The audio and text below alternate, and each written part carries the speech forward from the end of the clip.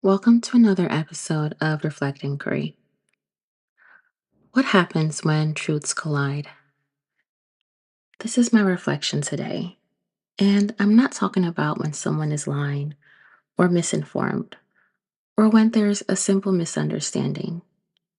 What I'm thinking about is when two or more people are speaking from something real, something that's lived, and something that feels undeniably true to them.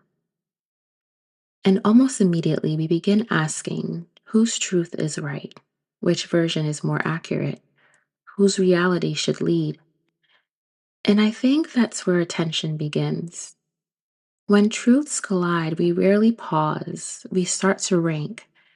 We may elevate one as more rational, more informed, more experienced, or we side with the version that we heard first, the one that aligns most with our history or fits our politics or feels much safer to defend. And I think in doing so, we quietly dismiss the other voice. That quiet dismissal, that subtle erasing is often where division begins. But I'm wondering, what if the issue and the tension begins when we assume that truths have to compete, that there can only be one version of reality, and if another one doesn't align, it must be false? Can't two opposing experiences both contain truth? One example I'm thinking about is between a provider and a patient. Patient comes in with a symptom that doesn't sound typical to the physician.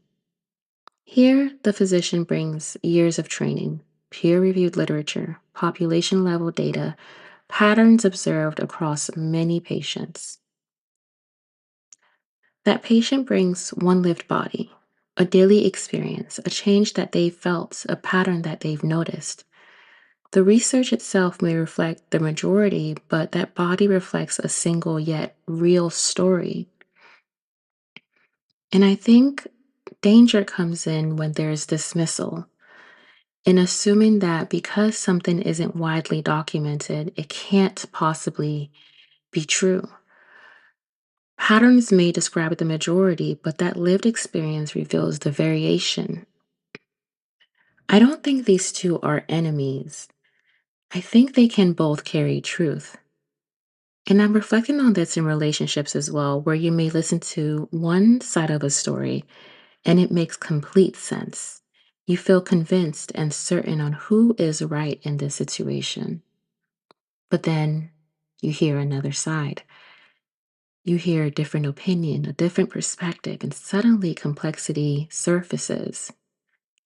Let's say, for example, you hear from one person and they say they've done something out of an intention of love and goodness.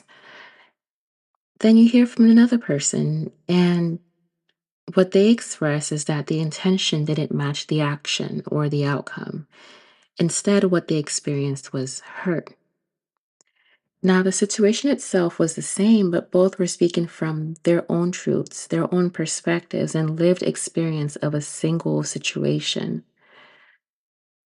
What I'm learning is that the larger truth doesn't usually come from picking one side of the story, whether one friend over the other, the doctor over the patient, or any other combination of experiences and relationships that we typically place on a weighing scale.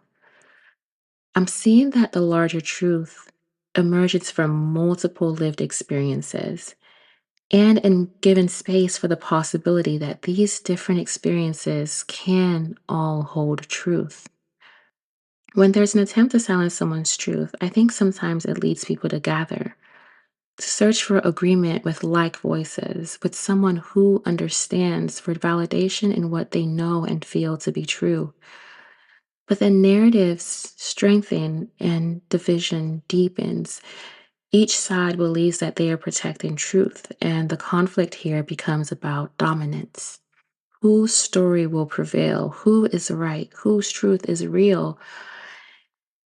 And I'm thinking in a space like this, a place of collision where there is a battle for truth without dialogue, or where we aren't willing to hold the possibility of another side also containing truth.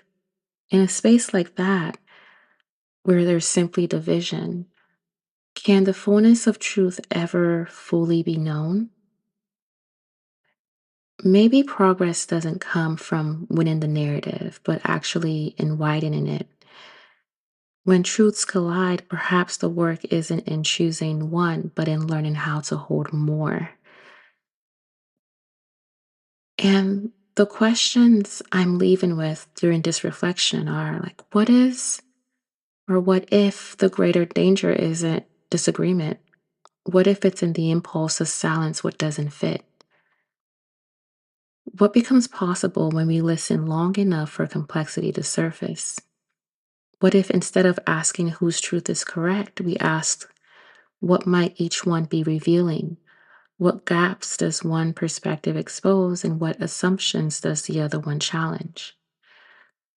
Could the collision itself be an invitation towards deeper understanding? And I think that's where I'll end today's reflection. As always, I welcome your thoughts, your comments, and your reflections also on today's reflection. There are more ways to listen and connect, and new reflection resources now available at reflectinquiry.com. And very soon, this space will expand to include occasional shared conversations with other voices around different questions.